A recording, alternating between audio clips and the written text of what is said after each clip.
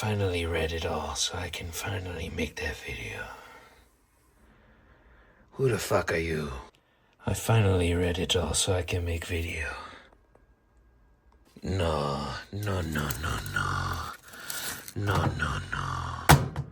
Hello, I'm Seth Fotopoulos. I'm editor-in-chief of Forbidden Origins Comics, and today we're talking about the big two, Marvel and DC. So over 20 years ago, the very first comic book I had a subscription to was Ultimate Spider-Man by Brian Michael Bendis. For those of you who don't know what the Ultimate Universe is, it was a line by Marvel Comics. It was the ultimate line of comics that modernized a bunch of their old superheroes like Spider-Man, the Fantastic Four, Wolverine, not just Wolverine, the whole X-Men, with the intention of getting new readers because it's very intimidating for new readers to pick up a new book when there's 40 years of continuity to keep up with. Now, a few years later, DC tried to do the same thing with the Earth 1 comics. Even though they are known for rebooting their continuity every few years, they decided to do what Marvel did and just have a separate line for new continuity. It didn't really work out for them. Funny enough, the same thing happened to Marvel eventually. Ultimate Spider-Man was pretty much the only thing that anybody cared about. For those of you who don't know, Miles Morales came from that universe, so thank the Ultimate Universe and Brian Michael Bendis for Miles Morales and the Spider-Verse films. Now, almost 20 years later, Marvel and DC have decided to do it again.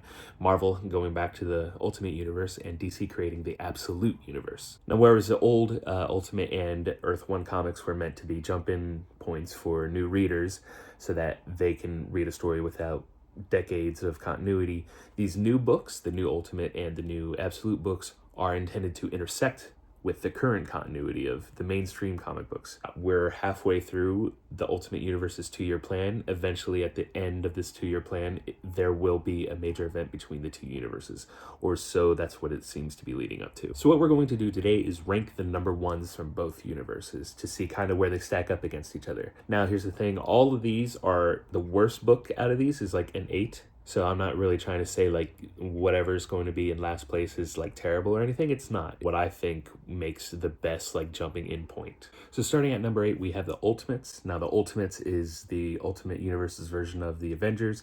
The reason I'm ranking it so low is because it is, the first issue is kind of nonsense. It was the first book I read out of the Ultimates, and it was confusing because it's apparently a sequel to Ultimate Invasion, which is the event that leads into the Ultimate Universe. So it's pretty good, but like a lot of it is recapping what happened in the event itself. And then when I read the event, like there was stuff that the recap had that the event didn't. So I don't know, it's kind of weird. And because they're the Ultimate Universe's version of the Avengers, the characters aren't really that different. Tony Stark is a teenager. You have Captain America, who is largely unchanged from his normal universe counterpart. Thor is like in a coma. Lady Sif is with him. The Ultimates line is essentially them trying to build up a revolution against this villain known as the Maker, who has created this universe. Again, it's low not because it's bad, but because you actually have to read another book in order for it to make any sense, pretty much. The book itself is like fantastic, especially like later on in the series as like they're building the team. But that's where the Ultimates lies, number 8.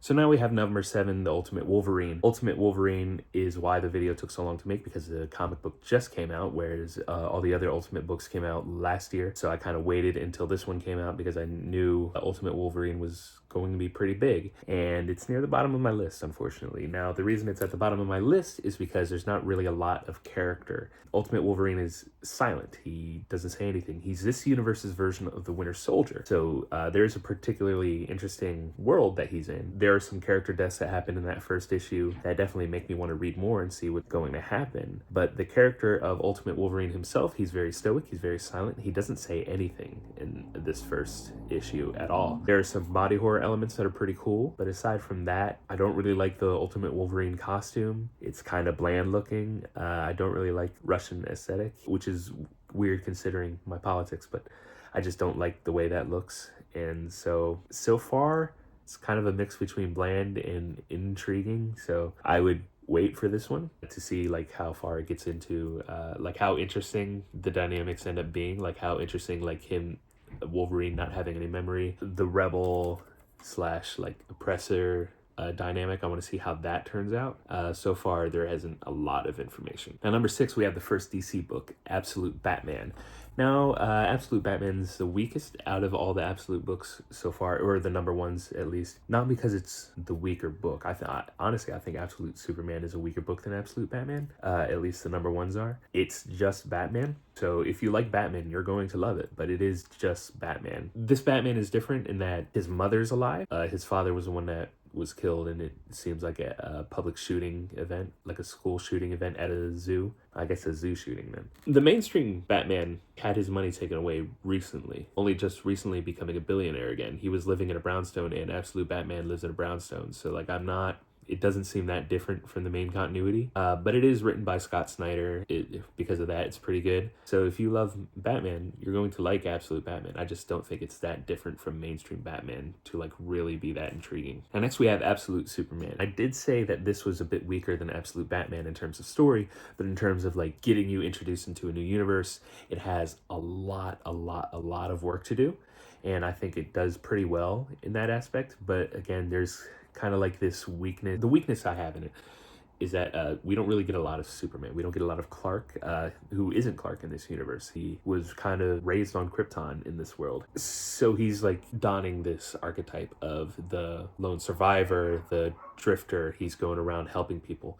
And so like at his core, he still feels like Superman, but we're not getting enough. We haven't gotten enough of him in that first issue, in part because whereas all the other books just have to explain one location, why the one location is different, why the one situation is different, this book has to explain why Krypton is completely different and why the Earth is completely different. There's a lot of time spent with Clark's parents. Well, he isn't Clark, with Kal-El's parents on Krypton, kind of showing you a little bit at the end what he's doing on Earth, which is this, like I said, this drifter. And I would be more interested in it if I just knew more about the character of Superman in this one. Next at number 4, we have Ultimate Black Panther. Now, Ultimate Black Panther is probably one of the first books that I'm talking about that actually features Black Panther, like the protagonist character, quite a bit. So you get a sense for how he is as a person. And the thing is, like, a lot of these books are meant to be like, what if we inserted this character into a completely different situation? How would they react? That is what I'm looking for. Like in Absolute Batman and Absolute Superman, the focus was set on different characters. The same with Ultimate Wolverine, the focus was set on like the situation he was in rather than the character himself. But this book, you get a lot more of him being a ruler in this world. It's very similar to the mainstream Black Panther, but then it's like the world around him that's very different. That's very interesting to me.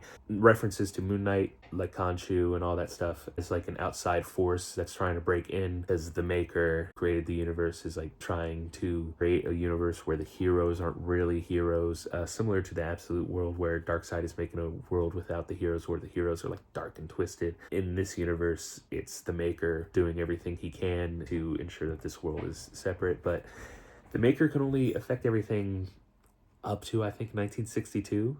So Wakanda is largely untouched because Wakanda was largely separated and isolated in its own world.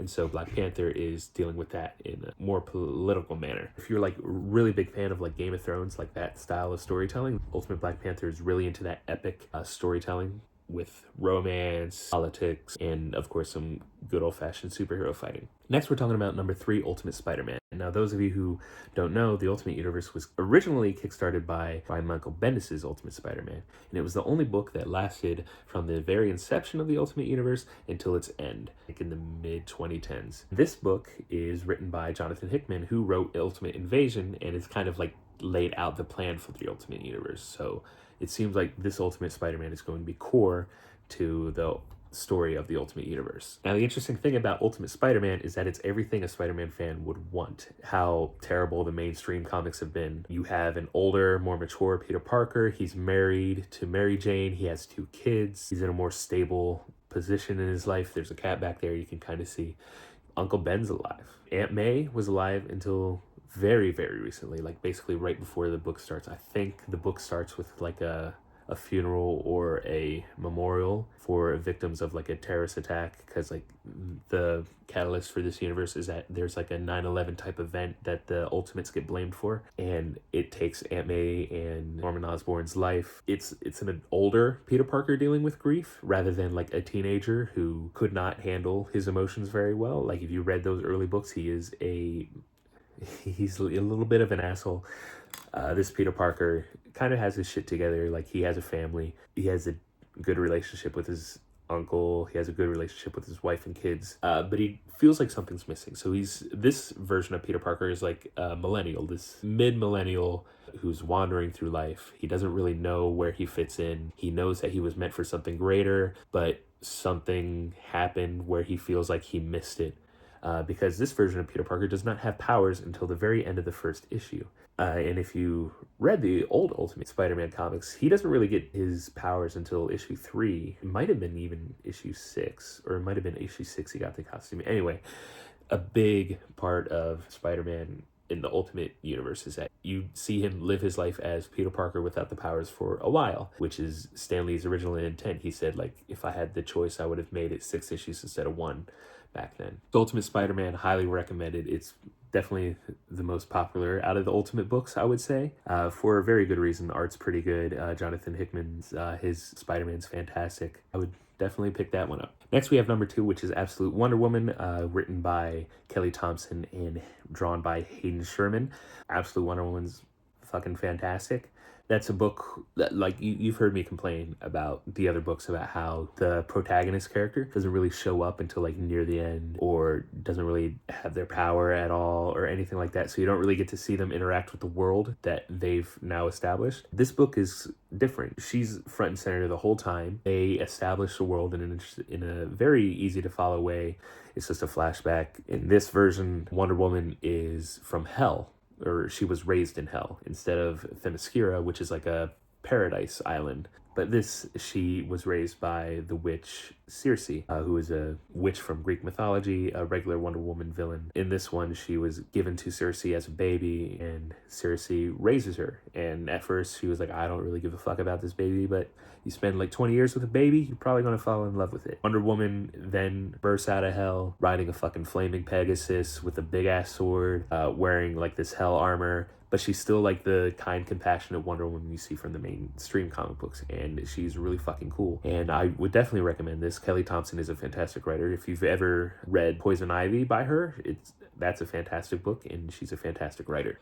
So 20 years ago, Marvel, when they were starting the Ultimate Marvel Comics, they wanted to introduce like a lot of indie comic book writers in order to flesh out their new world, in order to bring new people in by like, you know, stirring the pot, getting new blood in there, getting new ideas in there. So they went to this creator called Mark Millar. Mark Millar is a protege of Grant Morrison, who is a legendary comic book writer.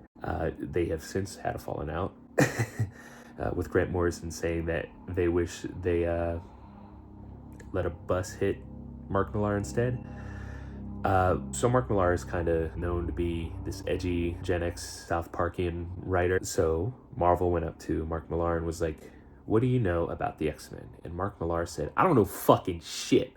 And Marvel said, that's exactly what we need. Now, 20 years later, Marvel goes up to Peach Momoko, who is the writer and artist for this new Ultimate X-Men, and they ask Peach Momoko, hey, what do you know about the X-Men? And she says, I don't know fucking shit. And they said, that's exactly what we're looking for. Now, the difference between Mark Millar and Peach Momoko, Mark Millar is an edgy South Parkian writer. And because of that, a lot of the book kind of came off as crass and like kind of just bullshit. Like, there wasn't a lot of heart to it. There wasn't a lot of artistry to it. I think Wolverine was like a creepy pedophile dude in that.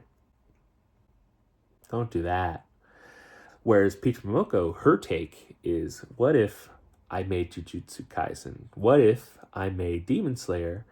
What if I made Yu Yu Hakusho with X-Men? And that is a fucking stroke of genius. Now, because Peach Momoko isn't really familiar with the X-Men, she doesn't really use many of the main casts, which means that many of them were free to end up in other books. So you see Storm in Ultimate Black Panther. Of course, there's Ultimate Wolverine in his own book. So there are some X-Men characters in that you don't see in Ultimate X-Men.